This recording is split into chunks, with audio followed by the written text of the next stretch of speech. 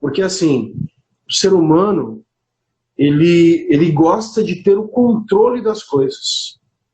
O ser humano, ele se sente seguro quando ele sabe que ele está no controle das situações. Então, quando ele está numa situação que ele não tem o controle, que foge o controle dele, aí vem a questão da ansiedade, vem a questão da preocupação, da incerteza. Graça e paz, eu sou o pastor Paulo Damasceno, você está no Instituto Bíblico Ruach, e você vai assistir agora uma Ruach Live. São lives que eu faço com convidados abordando algum tema específico. Bom, se você ainda não é inscrito aqui no canal, não deixe de se inscrever, ativar o sininho das notificações e se esse conteúdo gerou algum valor para você, não deixe de curtir, porque isso faz com que o YouTube entenda que esse conteúdo é relevante, é importante e recomenda ele para outras pessoas. Pegue papel e caneta, faça suas anotações. Tá bacana. Seja bem-vindo. Obrigado, pastor. Obrigado por ter... Estou até com vergonha agora aqui, meu capacete, o senhor com o cabelo todo penteadinho aí. Não conta pra ninguém, não. É 1 quilo de gel no cabelo. Não conta pra ninguém. Entrei ao vivo aqui, tava olhando aqui, falei, nossa, eu preciso dar uma visitada no meu barbeiro. Somos dois. Tempos de Covid, fica meio difícil. Fica, pastor. Eu acho que já passou dos 30 dias já que eu não vou no salão e aí tá essa situação aqui. Sempre tem aqueles amigos que falam, não, vem aqui. A gente tem uma maquininha aqui que a gente treina, só falta falar assim, não, vem ser meu cobaia. Eu não arrisco, não. Eu também não, rapaz, eu também não. Mas, Juan, obrigado por ter aceitado o convite para fazer essa live, para a gente falar um pouquinho sobre ansiedade. E eu já vou começar fazendo uma pergunta para você. Vamos lá. Você é ansioso? Eu acho que é difícil uma pessoa negar que é ansiosa, né? Eu acho que existem diferentes níveis de ansiedade, né? Eu acredito assim. Mas eu me considero uma pessoa ansiosa. E o senhor? Rapaz, se a gente fosse colocar numa escala de 1 a 10, eu acho que devo ser nível 3, mais ou menos. Muito bom. Eu acho que eu sou o contrário, eu acho que eu sou calmo demais. Eu acho que eu precisava, às vezes, ser meio um pouco mais ansioso, né? Ser um pouco mais preocupado com as coisas. E eu não sei se isso é um defeito ou se é uma qualidade. Às vezes é um defeito e às vezes é uma qualidade, né? Exato. De às vezes não ser tão preocupado. Porque ansiedade, de uma certa forma, é uma preocupação, né? Sim.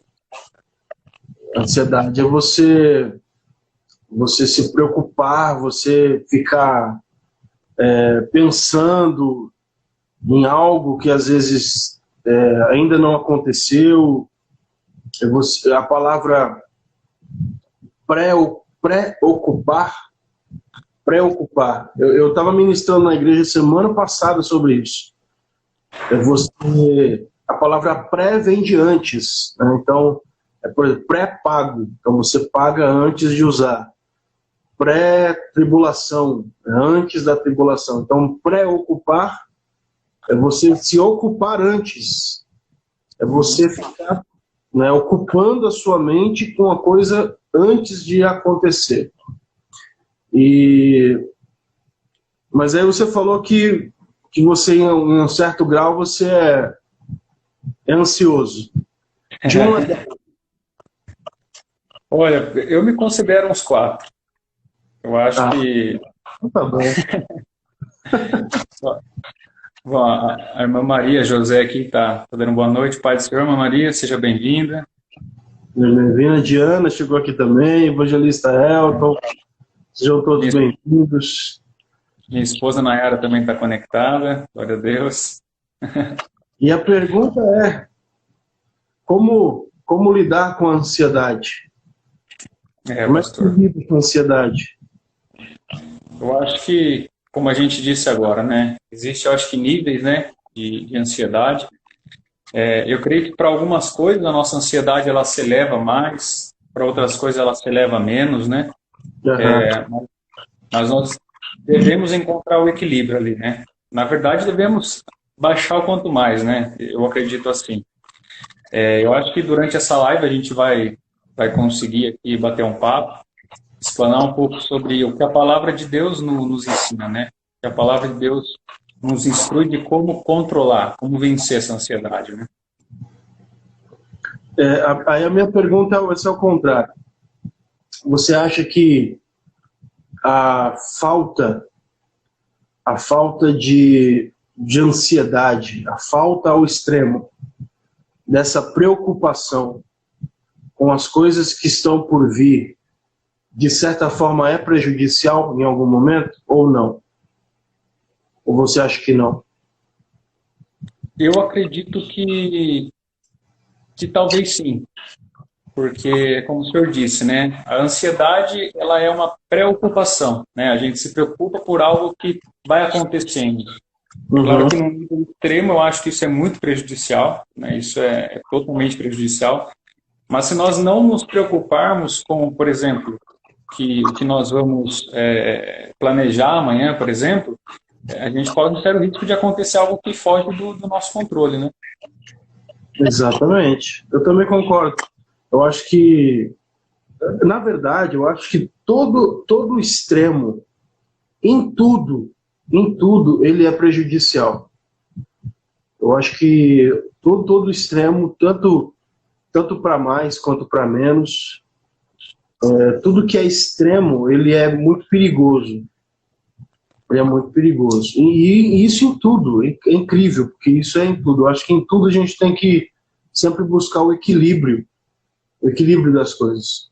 A gente está vivendo hoje, por exemplo, em dias de coronavírus, dias de pandemia. E eu acho que, né, usando aí esse exemplo para nosso dia a dia, eu acho que você se preocupar ao extremo é prejudicial, porque eu tenho visto pessoas que, de tanto consumir notícias, de tanto assistirem, ficarem todos os dias atualizando a quantidade de mortos que estão acontecendo, essas pessoas estão começando a ter crises de ansiedade. Aí vem taquicardia, falta de ar. Então, de um lado, no extremo, essa ansiedade ela é prejudicial. E no outro extremo, também é prejudicial, porque se você não se preocupa, você não se cuida. Né? Se você não está nem aí, você não liga para sua família. E às vezes a pessoa é uma pessoa saudável, às vezes pode ser que ela até contraia a doença, contraia o vírus e não tenha sintomas, mas ela pode passar para outras pessoas. Então, acredito que os dois extremos, eles são prejudiciais. O excesso de ansiedade e, do outro lado, a falta total dessa preocupação, nesse caso específico do vírus. Você entende assim também? Sim, eu entendo. E eu acho que não só para ansiedade, né, como o senhor disse. Eu acho que em todos os aspectos, né? Tudo que é o extremo é prejudicial e tudo que é diminuído, reduzido ao extremo também é prejudicial e em alguns pontos a gente vai acabar perdendo. Eu penso da mesma maneira, pastor. Bom, pai do senhor irmão Hélito, tá com a gente aí. Glória a Deus pela sua vida, meu irmão. Outra situação que a gente está vivendo de ansiedade, de preocupação, em relação à questão financeira, né, econômica, que o país vê. Como que você enxerga, se é que dá para a gente fazer algum tipo de previsão para os próximos meses em relação a essa questão da economia, a questão do trabalho? É uma coisa que te preocupa? Pastor, é um ponto muito difícil da gente pontuar, né?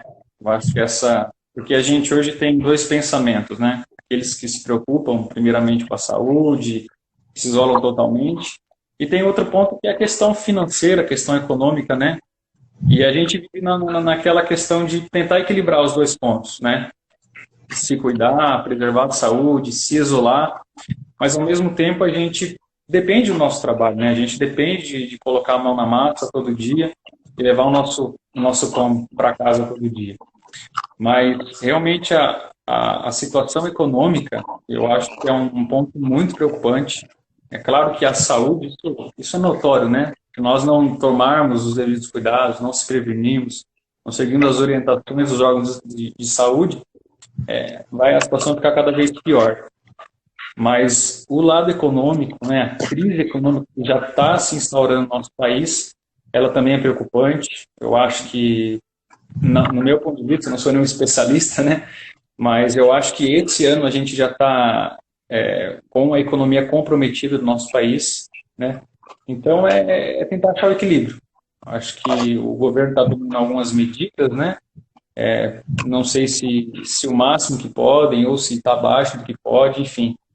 Mas eu acho que nós vamos sofrer muito com essa crise, com a pandemia, com o Covid, mas também vamos sofrer o resto do ano com uma crise financeira e econômica. Com certeza. E aí, e como que você faz para lidar com essa ansiedade em relação ao futuro? Afinal de contas, você é pai de família, né? Sim, exatamente. Assim, no meu trabalho, né, aí eu digo que para alguns é infelizmente, para outros é felizmente, né? Para mim, infelizmente, nós não paramos, né? A gente continua trabalhando, pela graça de Deus, chegou serviço. A gente até ia parar, mas aí acabou chegando um material, um requerimento de um hospital aqui da cidade, a Unesp. Então a gente começou a produzir aventais descartáveis para a Unesp, né? Então foi isso que segurou o pessoal um pouco na fábrica, né? O nosso patrão, ele falou assim, ó, pessoal, vamos continuar, não vai precisar parar ninguém, não vai precisar demitir ninguém. Então aquilo nos dá, de certa forma, uma segurança, né? A gente sabe que após isso, nós temos que encontrar meios de evitar a ansiedade, controlar a ansiedade, entender que Deus está no controle de todas as coisas, mas é o que eu sempre digo, pastor, nós devemos fazer a nossa parte. Compreender que Deus está no controle de tudo, não vai nos faltar o básico, não vai nos faltar o necessário, mas nós devemos fazer a nossa parte, agir, procurar meios de se reinventar aí nesse momento, mas é algo que às vezes foge da mentalidade de muitos, né? Espera só no governo, espera só na ajuda, e às vezes a ajuda está dentro de nós mesmos, nós pensarmos meios de nós nos adaptarmos à situação de hoje em dia, né? Deixa eu te fazer uma pergunta mais pessoal. Claro. Eu tenho visto, já que a gente está falando sobre essa questão dos dois extremos, é a famosa polarização, né? Ou seja, polarização vem de polo. Então, assim como tem polo norte, polo sul, polo positivo, polo negativo, são os dois pontos de um determinado assunto. E eu tenho percebido, nesse tempo de quarentena, nesse tempo de pandemia, que alguns cristãos têm se dividido. No sentido do quê? Tem aqueles que adotaram o isolamento e falaram assim, não, a gente vamos seguir a risca, vamos ficar em casa, né, como manda o figurino, e só sair em casos extremos, só se tiver que trabalhar. E aí, essas pessoas geralmente acusam os cristãos que não estão seguindo esse confinamento, que não estão se isolando, de pessoas imprudentes, pessoas que são até irresponsáveis, estão tentando a Deus, por não seguirem o isolamento, enfim, não ficarem no confinamento. E do outro lado, né, tem aqueles que simplesmente estão levando a sua vida normal, nada mudou, né, continua saindo, andando, indo para a igreja, cultuando, enfim, vive a vida normal e acusam esses que estão no confinamento, esses cristãos, de que são pessoas que não têm fé, são pessoas que estão com medo, né, e não acreditam em Deus. E aí eu queria perguntar a sua opinião. Queria perguntar a sua opinião a respeito disso, né? O que você acha dessa situação se isola-se, não se isola-se, a pessoa decidir ficar em casa confinada é de fato uma falta de fé ou não, ou é uma questão de prudência, ela não ir para a igreja? O que você pensa a respeito disso? Olha, pastor, eu acho que é a pergunta do momento, né? Qual é a nossa opinião acerca do isolamento e acerca do não isolamento, né? E às vezes as pessoas elas não sabem dialogar, né? Até no Facebook a gente vê muita briga sobre isso, muita discussão, pessoas levando para o outro lado, né? Eu acho que isso nunca é benéfico. Quando a gente consegue dialogar, discutir sobre o assunto e vai gerar reflexão, aí é beleza, é bacana. Mas a minha opinião, né? Eu acho que quem tem condições financeiras, quem está amparado aí, quem se programou, enfim, uma pessoa que tem condições financeiras de aguentar aí. A gente já está há 50 dias quase com isolamento, né? Quem consegue, quem pode, quem tem condições, eu apoio. Se eu tivesse as condições de ficar em casa, ter uma renda ali totalmente a partir de casa, já ter uma estrutura financeira para que eu pudesse ficar em casa, eu acho positivo. Eu acho que deve. Mas aí, para quem não tem, por exemplo, tem o carinha, o dono da barraquinha de lanche. Ele conta com R$100 todo dia de lucro dele. Se ele para 2 dias de trabalhar, já vai atrasar uma conta dele. Ou ele vai ter que vender o carrinho de cachorro-quente dele. Sim. Então, eu acho que a gente volta nos dois extremos, né? Até no Facebook eu tive uma conversa com algumas pessoas e no meu irmão não, a gente tem que parar, porque senão isso aí vai piorar tudo. E, de fato, a gente tem que tomar os devidos cuidados, né? Mas eu falei, mas pensa, a gente falando, né? A gente tem uma condição razoável financeiramente. A gente consegue ficar uma semana em casa. Mas pensa para aquele pai de família que vende bala na rua, que conta todo dia com R$50. Se ele parar um dia, pastor, aí é a minha visão, né? Ele vai sofrer muito. Vai começar a ver o filho dele passar fome, vai começar a ver a geladeira começar a faltar as coisas. Então, a minha visão é a seguinte, né? Aí a minha opinião para a gente concretizar aí a pergunta. Consegue ficar em casa? Fica de verdade. Não consegue, precisa trabalhar, precisa garantir o seu ganha-pão, precisa levar alimento para dentro de casa, vai trabalhar. Com cuidado, respeitando a si mesmo, respeitando o próximo, porque eu acho que não tem como achar um ponto determinante para isso. Alguns vão conseguir se isolar totalmente e outros não vão conseguir, mas eu acho que tudo com consciência, pastor. Tudo com a consciência de pensar que isso não é nada, não é uma falta de fé para quem quer ficar em casa, não é uma pessoa extremamente religiosa, não. Eu acho que são pontos que devem ser equilibrados. Não sei se eu consegui explicar a minha visão. Muito bom, muito bom. Muito bom. Eu acho que, como a gente falou desde o início, o ideal é sempre a gente encontrar o ponto de equilíbrio. Tipo assim, eu vou dar um exemplo por mim. Eu trabalho na igreja, né? E minha vida mais ou menos igual a sua, não parou. A minha rotina não mudou. Às vezes eu vejo o pessoal falando assim, nossa, não aguento mais ficar dentro de casa, estou entediado. Eu falo, gente, eu nem consegui ficar em casa. Eu nem consegui ficar em casa. Então, eu trabalho, né? Tenho minha rotina. À noite, durante a semana, nos dias de culto, eu tenho alguns compromissos na igreja, com a parte de som, de mídia, sou eu que cuido. Então, religiosamente, todos os cultos eu estou presente para cuidar dessa parte da qualidade de som, da parte de mídia, transmissão, essas coisas. Só que assim, eu também entendo, isso sou eu, né? Eu também entendo a pessoa que ela quer ficar na casa dela. A pessoa que ela optou por falar assim, não, eu não vou sair, eu vou ficar em casa, eu não vou para a igreja, eu vou de fato buscar esse confinamento. E eu acho que nem todas as pessoas têm o mesmo grau de controle da ansiedade, vamos dizer assim. Nem todas as pessoas têm o mesmo emocional. E o que a gente precisa fazer é respeitar.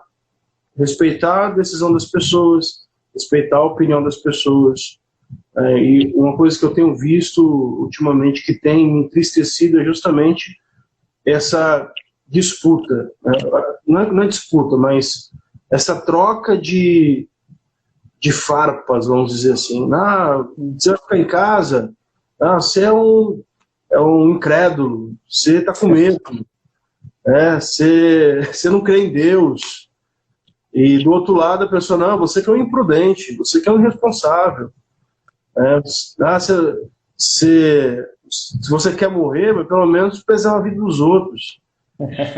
E, né, eu acho que cada um tem que respeitar a decisão e a opinião dos outros, né? Agora, uma coisa muito importante é a gente entender que quando a gente fala, por exemplo, da Bíblia em relação à ansiedade, em relação a essa preocupação com as coisas que estão por vir, com as coisas que a gente não controla, porque assim, o ser humano ele gosta de ter o controle das coisas. O ser humano ele se sente seguro quando ele sabe que ele está no controle das situações. Então, quando ele está numa situação que ele não tem o controle, que foge o controle dele, aí vem a questão da ansiedade, vem a questão da preocupação, da incerteza. E nesses casos, o que a Bíblia nos orienta, em 1 Pedro 5,7, que fala assim, lançando sobre ele toda a vossa ansiedade, porque ele tem cuidado de vós. Então, nós que somos cristãos, nós temos essa palavra de que nós podemos confiar em Deus. Não é igual a gente estava falando aqui a respeito dessa questão do governo, da economia, a gente não sabe como é que vai ficar, mas nós que servimos a Deus, nós não estamos com a nossa confiança depositada no Bolsonaro, nem no João Dória, nem no governo. A nossa confiança está em Deus. E Ele não falha. Os homens podem falhar conosco. As autoridades constituídas, aqueles que estão sobre nós, eles vão falhar conosco, porque isso está inerente ao ser humano. Mas Deus não falha. Então a gente pode descansar a nossa ansiedade, a gente pode descansar o nosso coração e confiar no Senhor. Como que você vê essa relação entre ansiedade e confiança? Como que você vê isso? Eu acho que um texto que trata bem disso, né, pastor, é Filipenses, né, 4. que lá vai falar um pouco sobre a paz de Deus que excede todo entendimento, né? Então, ter a paz de Deus, ter a paz com Deus, não quer dizer que nós não vamos passar por adversidades, né? Quer dizer que nós vamos passar por momentos difíceis, por momentos de angústia, de tristeza, mas ao mesmo tempo a gente vai ter a paz de Deus. Por isso que ela excede todo entendimento, né? As pessoas às vezes não compreendem, mas como que ele está em paz passando por uma dificuldade dela? Como que ele está em paz sabendo que vai perder o seu emprego? Como que ele está em paz sabendo que acabou de acontecer um problema no relacionamento, enfim. Mas é porque a gente tem a paz de Deus que excede esse entendimento, né? Então, acho que a gente consegue controlar a ansiedade com essa pandemia, qualquer outro tipo de ansiedade, né, pastor? Claro que nós somos seres humanos, nós somos falhos, temos ansiedade, somos ansiosos, né, como dissemos no início, mas a nossa confiança em Deus, como o senhor disse, né, sabemos que há um Deus no céu que cuida de nós. Eu acho que a gente consegue ter essa paz que o mundo, infelizmente, às vezes não tem, né? O mundo não consegue ter, que só o nosso Deus, o nosso majestoso, consegue proporcionar. Você vê que nós que conhecemos a palavra, nós conseguimos ter paz e deveríamos, né, ter essa tranquilidade até numa situação de morte.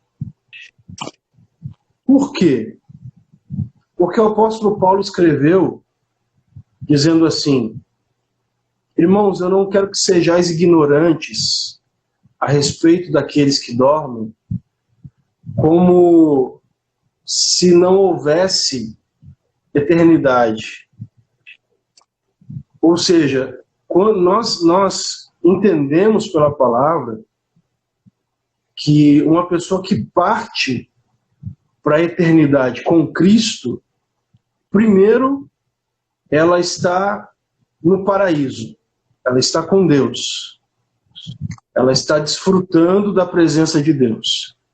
E segundo, né, a palavra de Deus nos garante isso, a palavra de Deus nos dá esse respaldo de que nós iremos nos reencontrar na eternidade.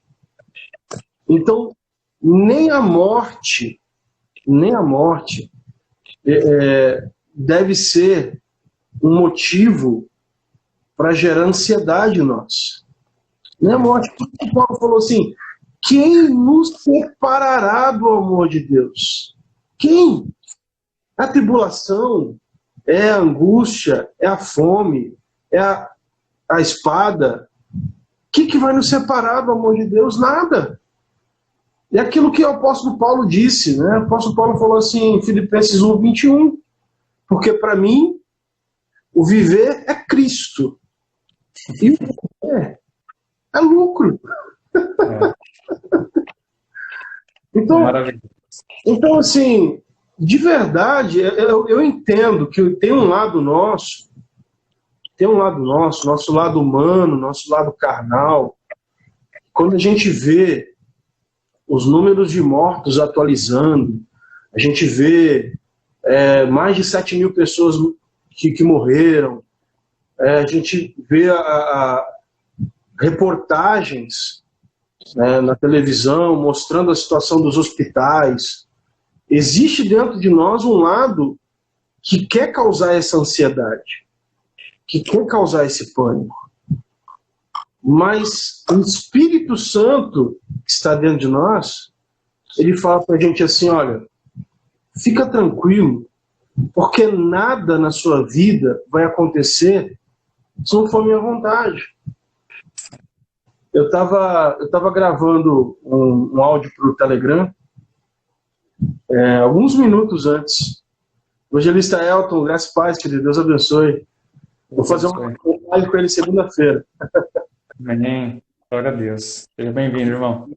E eu tava gravando um áudio lá no Telegram, e eu estava falando justamente do vídeo que eu postei ontem aqui no Instagram, que foi uma live que eu fiz com um pastor amigo meu, que ele mora em Itajaí, Santa Catarina, que ele está fazendo um tratamento de câncer. E foi diagnosticado com câncer no pulmão. E eu perguntei para ele, né, porque ele está fazendo quimioterapia, ele sente as dores do tratamento, náuseas, vômito, todo um processo. E aí eu fiz a pergunta para ele, como manter a fé, ou seja, como confiar em Deus, como não ter ansiedade numa situação onde você tem uma doença mortal.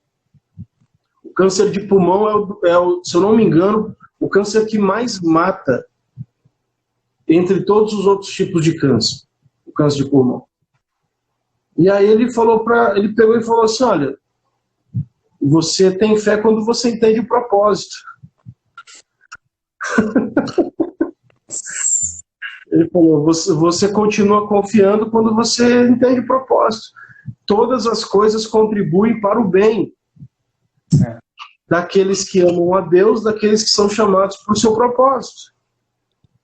Então, numa situação de enfermidade, numa situação de uma doença, é mais que necessário a gente descansar, confiar naquele que é o dono da nossa vida, naquele que é o dono de tudo. É verdade. Juan, deixa eu fazer uma pergunta sobre o futuro.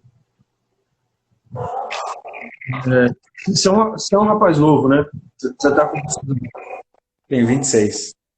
26 anos. Estou com 37. Tô... 37? 11 anos. Tá novo ainda. Quando você olha para os próximos 10 anos à frente, como que você enxerga? Como você enxerga daqui a... Tá travando um pouquinho, pastor. Tá com barulhinho no fundo, não consegui ouvir muito bem. Eu tô vendo um cachorro latindo aí. Aqui tem. Mas tá com um ruído no fundo. Tá. A minha pergunta quando você olha daqui a 10 anos, a pergunta é, como o Juan vai estar daqui a 10 anos? Como você se vê? Como você vê o futuro? Já se fez essa pergunta, essa visualização? E aí? No âmbito geral, pastor? Sim. No âmbito geral? Ministerialmente, financeiramente. Primeiro eu vou falar o que eu acho. Eu acho que Jesus volta antes. Eu acho, né? Tá. Mas nós não podemos falar que sim nem que não, né? Mas, se ele não voltar... Se não voltar. Eu me vejo servindo a Deus com ainda mais vigor, com ainda mais vontade, servindo aos meus irmãos, bem com minha família. Eu acho que é o que eu mais busco, sempre. Estar bem com minha família, primeiramente com Deus, é claro, mas estar sempre alicerçado, né, a base que é a família. Eu me vejo daqui a 10 anos tendo a mesma constância de estar bem com a minha família e no âmbito ministerial. Eu sempre me coloco à disposição de Deus. Hoje eu sou, pela graça de Deus, sou líder de jovens lá na minha igreja e eu sempre, eu não almejo nada, assim, eu quero ser um pastor, eu quero ser... A gente tem algumas vontades, que eu acho que é o próprio Deus que coloca nos nossos corações, né? De ministrar a palavra, de pregar a palavra, de salvar almas para Cristo, né? De alcançar vidas para Jesus. Mas assim, eu não me vejo... Não, eu quero ser isso ministerialmente, né? Eu quero ter uma vida sadia ministerialmente, daqui 10 anos, né? Mas eu sempre me coloco à disposição de Deus e que cumpra-se a vontade dele dentro do propósito. Bom, profissionalmente, hoje eu tenho um empreendimento, eu trabalho em carteira assinada também, e por fora eu tenho empreendimento. Então, o meu desejo é daqui a 10 anos eu esteja vivendo do meu empreendimento, né, vivendo do meu negócio. Claro que é um processo, né? Mas eu me vejo daqui a 10 anos sendo um empresário, vivendo do meu próprio negócio e bem financeiramente. Eu não tenho vontade de ser milionário, mas eu tenho vontade de ter uma condição financeira legal, uma condição financeira estável, e eu me vejo daqui a 10 anos assim. É claro que muita coisa pode acontecer, mas como o senhor disse aí um tempo atrás, a gente tem que controlar o controlável, né? Então, o que tiver no nosso alcance, o que tiver no nosso controle, nós devemos controlar, e assim eu vou tentar durante esses 10 anos para que eu consiga chegar onde a minha visão tá enxergando, né? Aí a minha pergunta é, sua visão do futuro, né? Sua visão olhando 10 anos à frente, não te causa ansiedade? Poxa, claro. Pensando, acho que eu tenho uma filha, né? Então, eu acho que isso é natural do ser humano, né? Como será que vai ser a vida da minha filha? A gente pensa nisso, a gente pensa no relacionamento conjugal, mas o filho, ele vem e parece que ele toma uma grande parte da nossa preocupação e da nossa ansiedade. Então, eu imagino, poxa, será que eu vou conseguir garantir um ensino de qualidade para minha filha, uma qualidade de vida boa para ela? E querendo ou não, isso é uma ansiedade, né? Nós estamos nos preocupando com alguma coisa que está por vir ainda. Mas é a ansiedade boa, é a ansiedade que nós devemos ter essa preocupação, né? A gente chama de preocupação, né, pastor? Para que nós não venhamos deixar o futuro de qualquer jeito, deixar o futuro sem se programar, deixar o futuro como que vai acontecer, e nós nos programar. Exatamente. Mais causa ansiedade, sim, e é por isso que a gente tem que estar firmado na palavra, né? Exatamente. Eu acho que, mais uma vez, voltando ao ponto central, buscar o equilíbrio, né? Buscar o equilíbrio. Se a gente não se preocupar com o nosso futuro, nós vamos simplesmente vivendo um dia após o outro, sem planejamento, sem objetivo, sem meta. Zeca Pagodinho, deixa a vida me levar, vida sou eu. É por aí. Péssima referência, mas é bem por aí. Mas quando eu tenho uma ansiedade, uma preocupação que me leva a pensar no futuro, a pensar o que eu quero para o meu futuro, o que eu quero para o futuro da minha família, o que eu quero para construir algo para os meus filhos. Então, quando eu me preocupo, né, ou seja, eu ocupo minha mente com isso, eu começo a me preparar. Eu começo a tomar decisões, a tomar atitudes que vão me levar a construir o futuro que eu estou ocupando a minha mente com ele, né? E aí do outro lado a gente olhar para o futuro, se preocupar com o futuro, planejar o nosso futuro, fazer decisões e escolhas hoje para construir esse futuro, mas descansar naquele que conhece o futuro. É isso mesmo. Descansar nossa mente, descansar nossa vida naquele que conhece o futuro. Uma vez eu fiz uma pergunta assim, eu falei, Deus, por que o Senhor já não revela para a gente como que vai ser a nossa vida? Seria tão fácil. O Senhor não é onisciente? O Senhor não já sabe como é que eu vou estar daqui a 10 anos? Como é que eu vou estar daqui a 20 anos? Se eu vou estar vivo, nem sei se eu vou estar vivo. O Senhor sabe como é que vai estar a minha vida. Por que o Senhor não me mostra? Seria tão mais fácil, né? Se a gente já soubesse, Juan, daqui a 10 anos você vai estar em tal lugar, você não vai estar morando em Botucatu, você vai estar morando em outra cidade, você vai estar pastoreando uma igreja, vai estar fazendo isso aqui com... Você já pensou que fosse, não, é isso aqui, Deus me revelou, era tão mais fácil Deus mostrar pra gente. Só que aí, quando eu faço essa pergunta para Deus, por que o Senhor não me mostra o futuro? A resposta que eu tenho é o seguinte: o justo viverá da fé. Exatamente. Já sei o que vai acontecer, eu não tenho fé. Não tenho fé em que eu já sei. O justo viverá da fé. E se ele recuar, o Senhor diz, a minha alma não tem prazer nele. Então o que a gente precisa fazer é olhar o futuro com fé. Planejando o futuro no agora.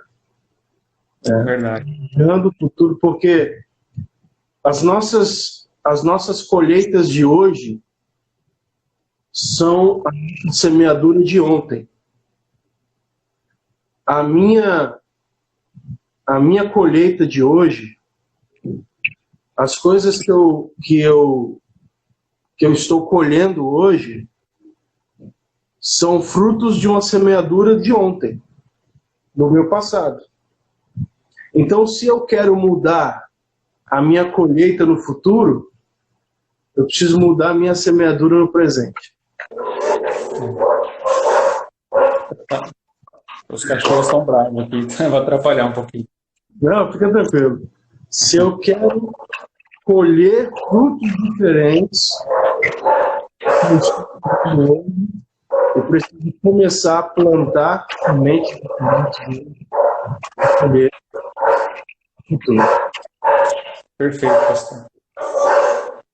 Nós queremos colher algo diferente, temos que plantar diferente. Não adianta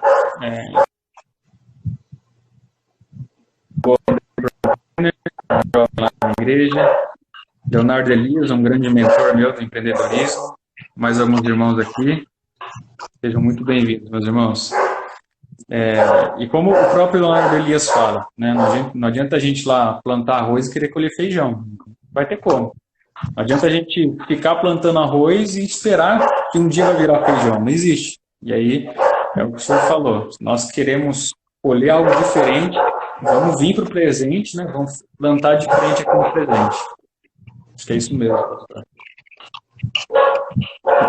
O senhor permite falar uma coisinha aqui? Vamos falar.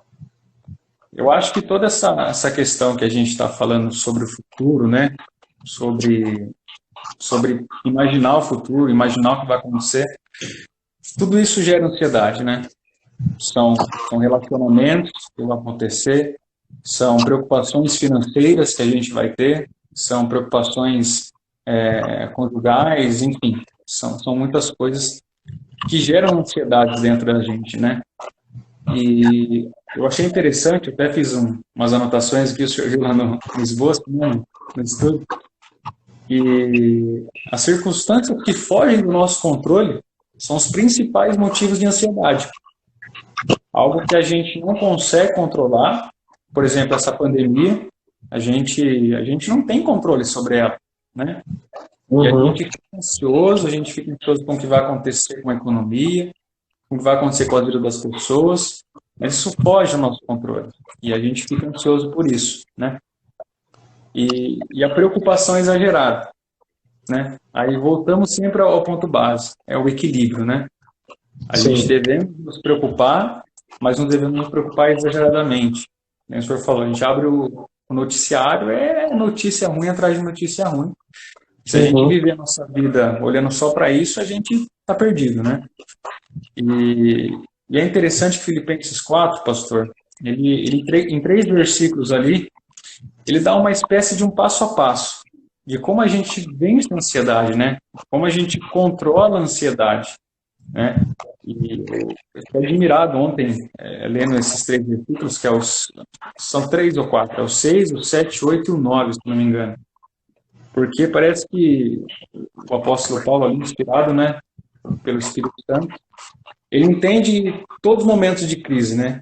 Ele Sim. entende e ele dá um passo a passo, com oração, com pensamento e com atitudes. É mais ou menos o que a gente está falando, né? O apóstolo Paulo, ele fala da oração, ele fala dos pensamentos que nós devemos ter na nossa mente, não deixar os pensamentos negativos afligir nosso coração, afligir nossa cabeça, e depois da atitude de agir. Porque a gente aprende, mas não pratica. Então não adianta nada, né? Como a palavra de Deus nos diz, nós devemos ser ouvintes e praticantes. Sim. Então é claro que é um pouco mais profundo, mas Filipenses 4 ali é muito, muito interessante.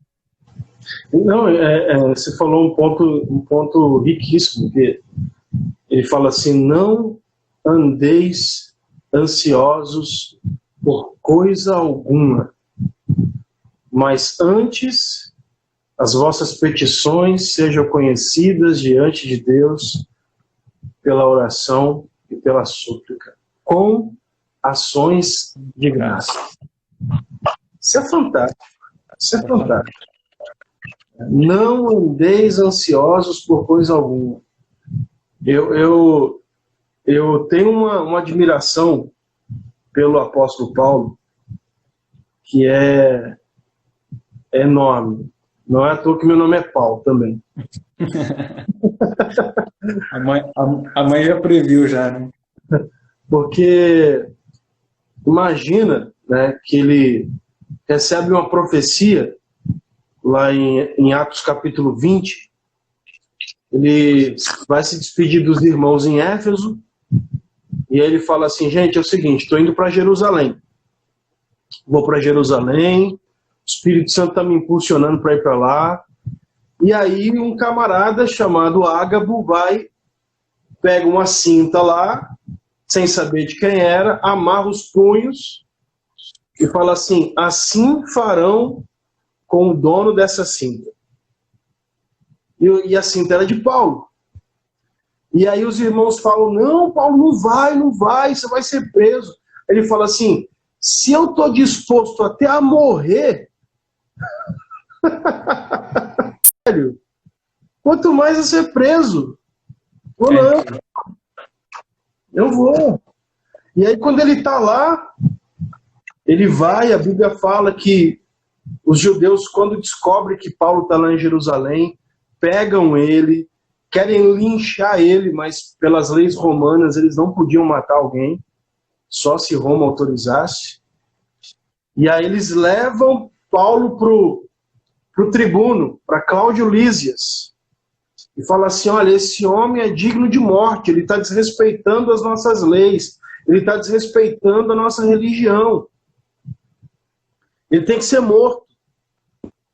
E aí o tal do Cláudio Lísias fala assim, calma que eu vou ouvir ele.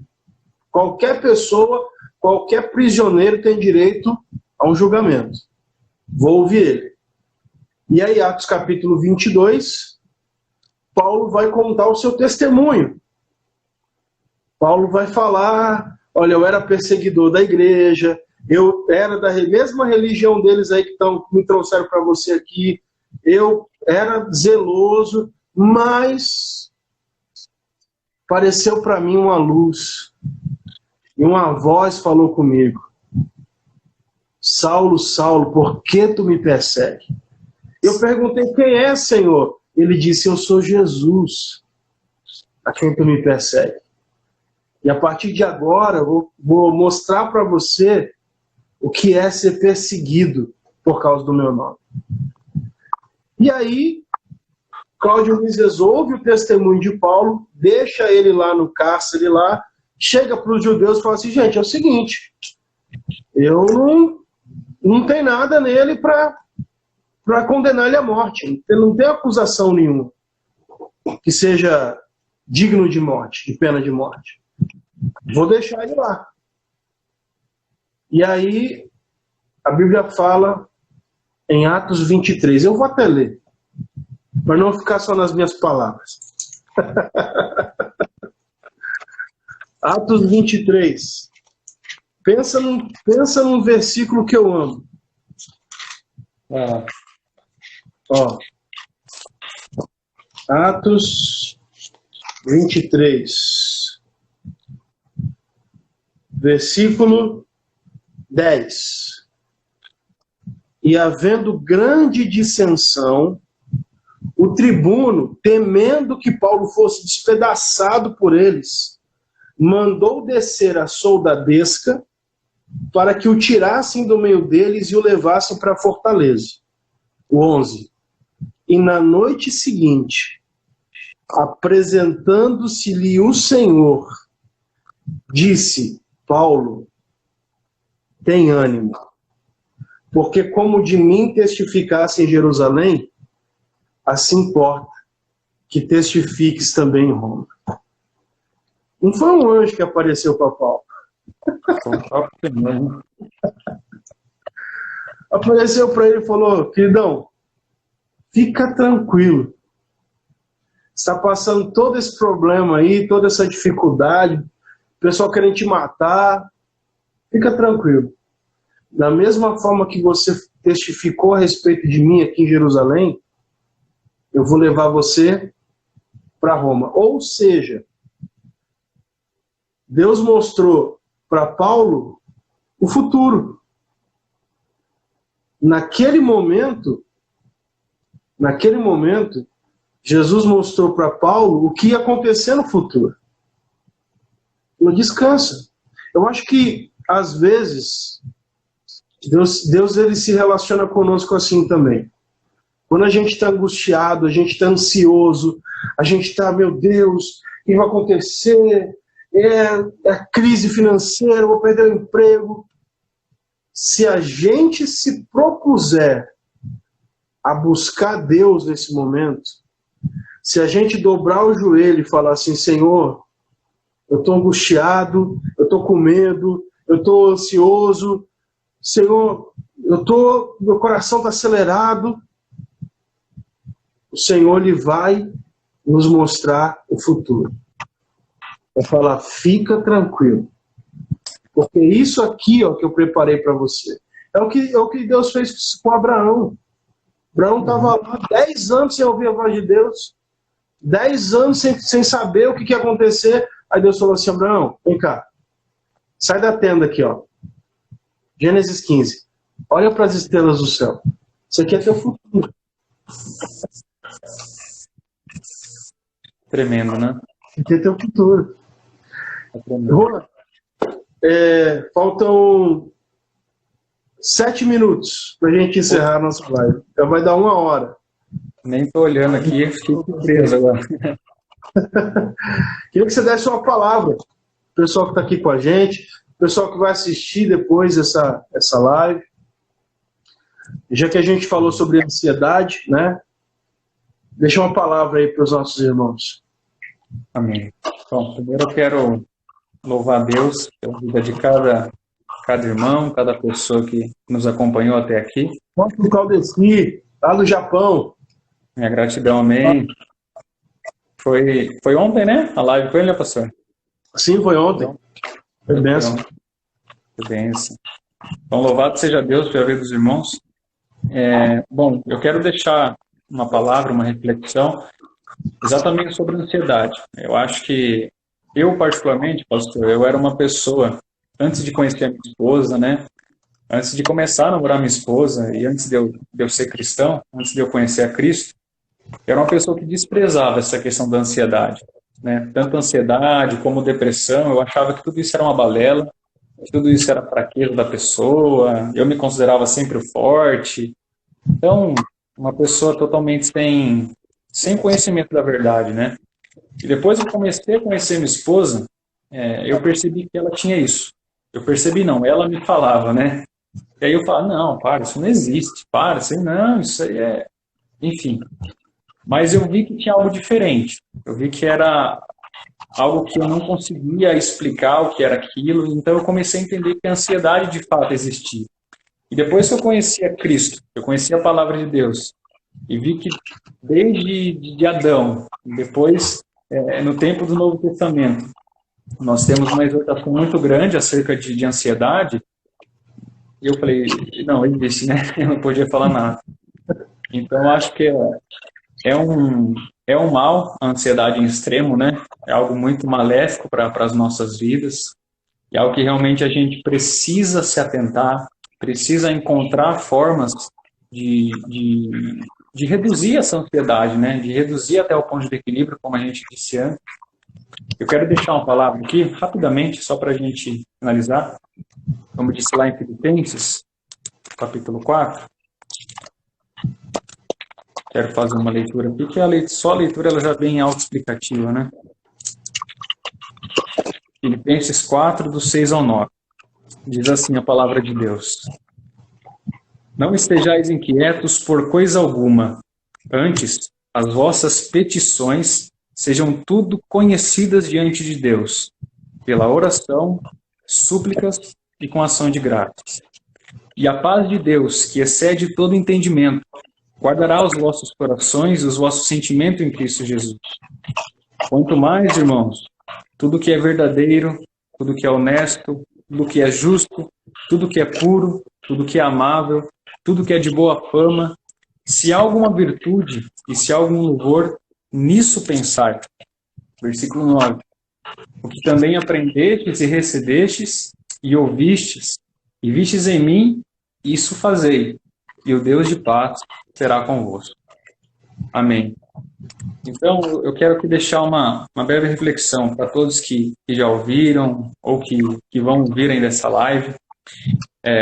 Eu acho que o principal antídoto contra a ansiedade é a oração.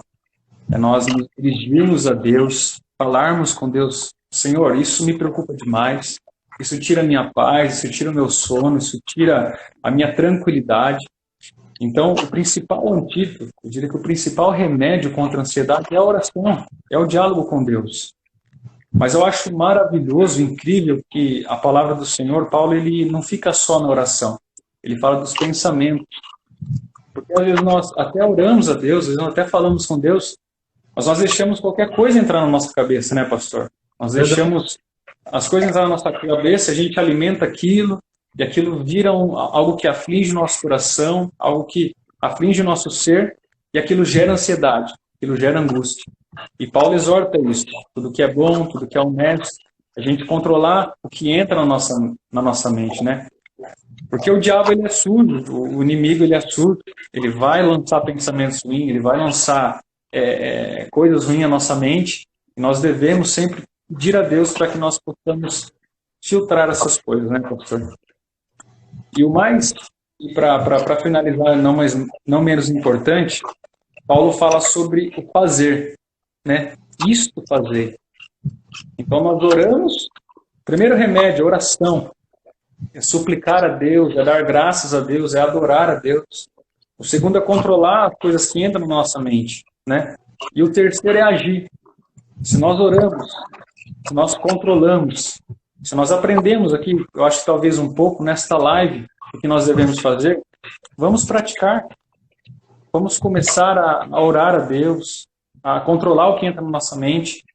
E com certeza, como a palavra do Senhor nos diz, a paz de Deus, que excede todo entendimento. Ou seja, você não vai entender. Você está passando por uma situação difícil, você está passando por um desemprego, aconteceu um problema de relacionamento, mas você sente aquela paz. Você fala, meu Deus, mas está tudo difícil, tudo conturbado, mas eu estou em paz. Meu salário atrasou, eu sei que as minhas contas estão atrasadas, mas eu estou com uma alegria aqui dentro que eu não consigo explicar. Essa é a paz de Deus, que excede todo entendimento. Acho que é isso que nós devemos almejar sempre. E quem ainda não conhece essa paz, quem ainda não conhece esse caminho, essa verdade que é Jesus, comece. A gente tem o exemplo de Cornélio, né, que não conhecia Jesus ainda, mas já orava, já temia Deus, né, acreditava no Deus. E o próprio anjo lá do Senhor vai, né, através da visão até Cornélio e fala com ele, ou seja, comece a falar com Deus, comece ali a pedir a Deus. E o Senhor, através da pessoa do Espírito Santo, ele vai começar a trabalhar. Essa é a palavra que eu queria deixar, pastor. Bom, 30 segundos para a gente encerrar. Nossa, 17 anos. Obrigado, meus amigos. Eu que agradeço. Deus o abençoe pela sua vida. Sabe o quanto eu sou grato a Deus pela vida do senhor, sua família, pelo Instituto Bíblico Ruach, que é uma grande bênção na minha vida. Eu Amém. espero que esse instituto continue levando a palavra de Deus até onde o senhor permitir.